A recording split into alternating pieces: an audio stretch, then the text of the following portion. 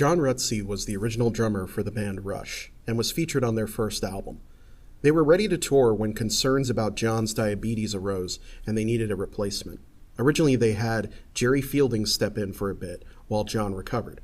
Eventually, he would rejoin the group for a handful of shows, but when he returned, there were still issues with his health, and he wasn't really gelling with Alex Lifeson and Geddy Lee.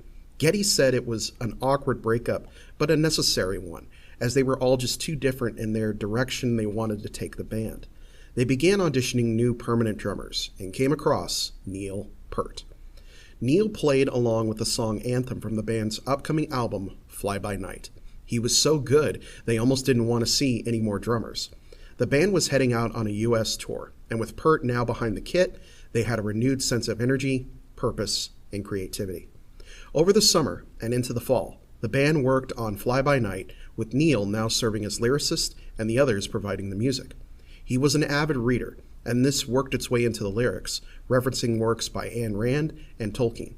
The opening, Anthem, reflected Rand and would have ideas that would later be expanded upon in 2112.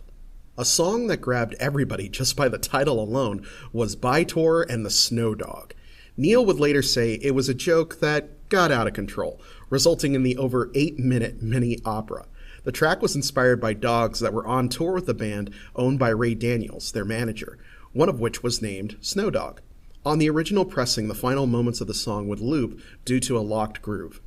The song would also get a sequel on Caress of Steel with The Necromancer. The title track was about Neil's first trip outside of Canada to England. It originally had an intro with these lines: airport scurry, flurry faces, parade of passers-by, people going many places with a smile or just a sigh, waiting, past the time, another cigarette, get in line, gate 39, the time is not here yet.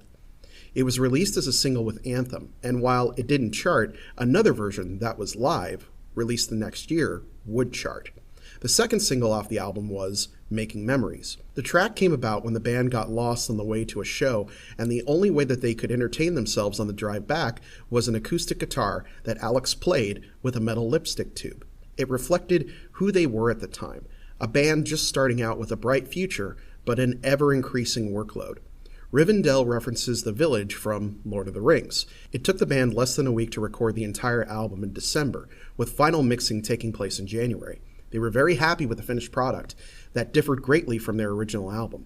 It had much more of a broad scope and progressive elements that worried their record label. The album art was painted by Eraldo Carugati, who also would do the art for the Kiss solo albums, a band that they would regularly tour with.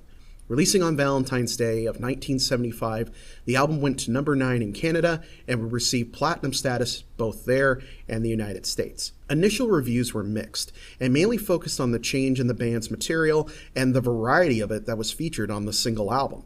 In modern context, it's considered one of their best works, reflecting the band right on the edge of superstardom.